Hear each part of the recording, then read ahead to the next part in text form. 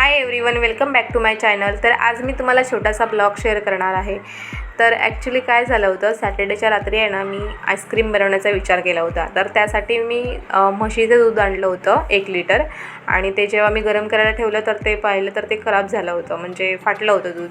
तर आता ते दूध वेस्ट करण्यापेक्षा मी त्याच्यापासून पनीर बनवणार आहे। तर कशाप्रकारे पनीर बनवते हे मी तुम्हाला ह्या ब्लॉग थ्रू शेअर करणार आहे। तर बघा, इकडे दूध फाटले ना, तर त्याचं वरचं पाणी मी काढून घेतलं आहे। तर पाणी हे खूप चांगलं असतं, ते फेकून नाही द्यायचं। तर त्याच्यातलं पाणी ना एका डब्यामध्ये मी काढून घेतलं आहे, आणि अजूनसुद्धा याच्यामध्ये बाकीचं पाणी आहे थोडं, तर ते सुद्धा आपण काढून घेणार आहोत। तर छान असं मस्त घरगुती पनीर ह्याच्यापासून तयार होतो। तर आता मी बघा, हा डब्यामध्ये पाणी काढून ठेवलं आहे। आता हा फ्रीजमध्ये ठेवून देणार, आणि नंतर ना एक कॉटनचा कपडा घेतला आहे, तर त्याच्यामध्ये ते सगळं काढून घेते, म्हणजे जे फाटलेले दूध आहे ते काढून घेते। आणि आता हे एक्स्ट्राचं पाणी आहे ना, तर ते पाणी पण सगळं काढून घेणार आहे। तर आता हे सगळं मस्त एका नॅपकिनमध्ये काढून घेतलं आहे मी, स्वच्छ धुतलेलं नॅपकिन घेतलं आहे इकडे। आणि आता त्यातलं पाणी काढून झाल्यानंतर आहे ना, पूर्ण असं पिळून घ्यायचं, म्हणजे त्यातलं पाणी पूर्ण निघालं पाहिजे। तर मस्त थंडगार असं मी आईस्क्रीम बनवणार होते, कारण नेक्स्ट डे संडे होता। तर म्हटलं मिस्टर पण घरी आहेत, तर छान, आता गरमी पण खूप आहे बाहेर। तर बघूया तर कधी आईस्क्रीम बनवायचा विचार करेन लवकरच। तर बघा, मी इकडे ना पाणी काढून घेतलं आणि ते मस्त गाठ बांधून ठेवलं आहे, म्हणजे जे आता काय ह्याच्यामध्ये जे एक्स्ट्राचं पाणी आहे ना, ते पूर्ण रात्रभर असं पूर्ण निघून जाईल। तर तुम्हाला मी नेक्स्ट डे दाखवेनच कशाप्रकारे आपलं पनीर बनवून झालेलं आहे। तर हे बघा, इकडे मी तुम्हाला दाखवते, सकाळी मॉर्निंगला मी व्हिडिओ केली होती। तर असा मस्त असा घट्ट गोळा तयार झाला आहे। आता असा आपला मस्त मऊ एकदम छान फ्रेश पनीर तयार झाला आहे। तर मी बाहेरच ठेवलं होतं, फ्रीजमध्ये वगैरे नाही ठेवलं होतं, फक्त पाणी काढेपर्यंत रात्रभर ठेवलं होतं, त्याच्यातलं सगळं पाणी निघून गेलं। आता मी हे डब्यामध्ये भरून ठेवते, जेव्हा मी पनीरची भाजी बनवेन तेव्हा तुम्हाला दाखवेनच। तर आता ही व्हिडिओ मंडेची आहे, संडेला नॉनव्हेज बनवलं होतं, तर मंडेला मी आता पनीरची भाजी बनवणार आहे। तर हे मी बोलले होते ना, डब्यामध्ये पाणी काढून ठेवले, ते मी पाणी आता चपातीसाठी यूज करणार आहे। ह्याच्याने एकदम सॉफ्ट आणि मस्त अशा चपात्या होतात, एकदम मऊसूत अशी चपाती आपली बनवून होते। आणि हे पाणी खूप चांगलं असतं, म्हणजे फ्रेश दुधाचंच पाणी आहे। तर आता मस्त याच पाण्यामध्ये सगळं पीठ मळून घेते एकदम मऊ, आणि चपाती करून घेते। ॲक्च्युली मी आज ब्लॉग शूट करण्याचा विचार केला, कारण डेली रेसिपीज वगैरे बघून कंटाळासुद्धा येतो, आणि थोडंसं काहीतरी नवीन पण पाहिजे ना यासाठी। तर कालची व्हिडिओ तुम्ही पाहिलीत ना, मी त्याच्यामध्ये तुम्हाला सांगितलं की आपल्या चॅनलवर आता काहीतरी नवीन असं येत जाईल। सो इकडे मस्त असं आपलं पीठ मळून झालेलं आहे। आता मी छान चपात्या करून घेते। ॲक्च्युली हे इव्हिनिंग रात्रीचं रुटीन आहे, मंडे रात्रीचं।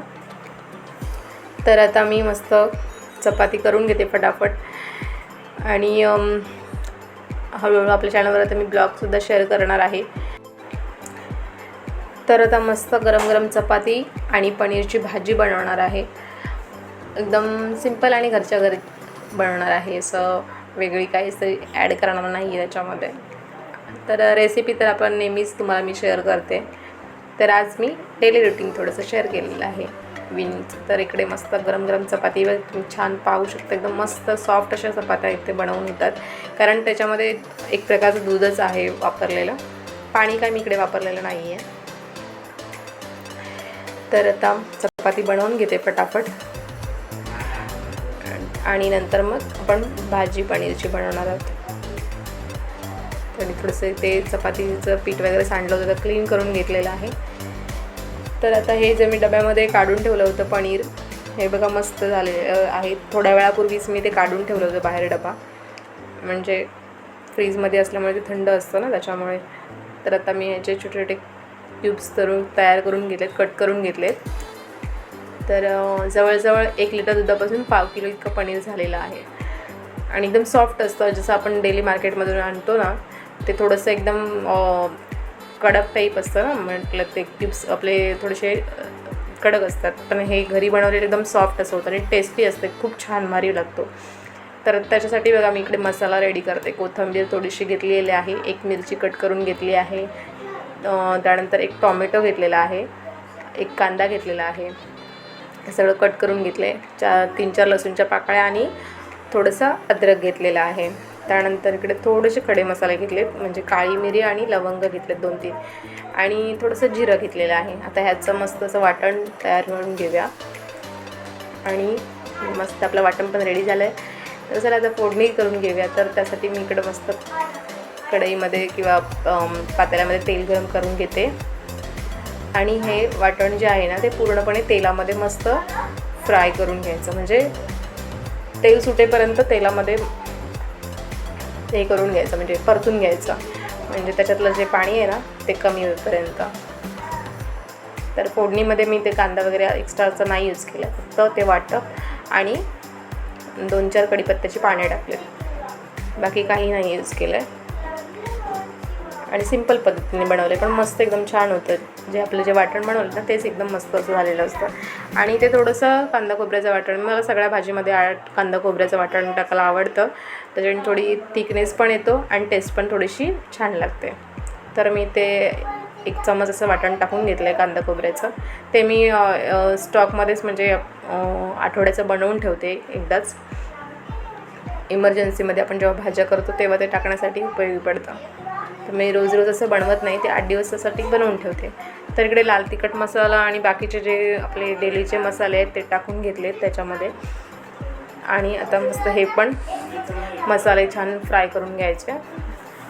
आणि नंतर मग जे वाटप झालेलं आहे ना त्याच भांड्यामधलं जे पाणी आहे ना तेच वापरलं इकडे मी. वेस्ट तर आपण करू शकत नाही ना. तर मग मस्त असं छान ग्रेव्ही इथे रेडी होती आपली पनीरसाठी. तर आता आपली इकडे ग्रेव्ही झालेली आहे एकदम थिक अशी, पाहू शकता तुम्ही मस्त. आता या ग्रेव्हीमध्ये आपण जे पनीरचे क्यूब्स करून घेतले, तुकडे करून घेतले, ते आता ह्याच्यामध्ये ॲड करायचे मस्त असं. तर तुम्हाला या ब्लॉग थ्रू मी तुम्हाला रेसिपी पण शेअर केलेली आहे. थोडंसं चवीप्रमाणे मीठ टाकून घेते. आणि आता आपली पनीरची भाजी पण बनवून रेडी झाली आहे. तिकडे त्या साईडला तुम्हाला दिसते, तिकडे कुकरमध्ये डाळ बनवून घेतली आहे मी. कुकर थंड करण्यासाठी गॅस बंद करून ठेवला आहे. आता ती पण डाळ पण आपली रेडी झालेली आहे. राईस पण बनवून घेतला आहे. आणि आता इकडे चपाती आणि पनीरची भाजी पण झाली आहे.